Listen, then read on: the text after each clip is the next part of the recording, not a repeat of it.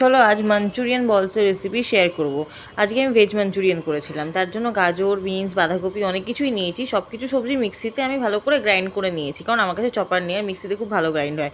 নুন দিয়ে সমস্ত সবজিগুলোতে নুন মাখিয়ে একটু ওয়েট করবো, যাতে সবজিগুলো থেকে এক্সেস যে জলটা আছে সেটা বেরিয়ে যাবে। জলটা বেরিয়ে গেলে আমি এখানে দিয়েছি ম্যাগি মশলা, ময়দা, তার সঙ্গে দিয়েছি একটুখানি বেসন দিয়ে ভালো করে সব কিছু টাইট করে মেখে নিয়ে বলসের মতন করে শেপ দিয়ে দেবো। আচ্ছা, আমি আদা রসুন আদা করে কিছু দিইনি, ম্যাগি মশলা দিয়েছি তো হয়ে গেছে তাতেই। এবার বলগুলোকে কড়াইয়ে তেল গরম করে লাল লাল করে প্রথমে ভেজে নেব, দুপিঠ ভালো করে ভেজে নেব। আর এরকমভাবে বলগুলো করলে দেখবেন একদম বলগুলো ভেঙে যাবে না, জলটা কিন্তু বের করতে হবে সবজি থেকে। তারপরে পেঁয়াজ আর ক্যাপসিকাম তেলে দিয়ে একটা মিক্সিতে আমি একটুখানি টমেটো, রসুন আর শুকনো লঙ্কা পেস্ট করে নিয়েছিলাম, ওটাও দিয়ে দেবো। তারপরে দিয়ে দেবো টমেটো সস, সয়া সস, একটুখানি চিনি, পরিমাণ মতো নুন, যেহেতু সয়া সসে নুন থাকে তাই নুনটা একটু টেস্ট করে দিলেই ভালো হয়।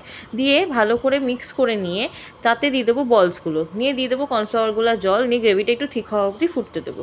ঠিক হয়ে গেলেই আমাদের ভেজ মাঞ্চুরিয়ান কিন্তু একদম তৈরি।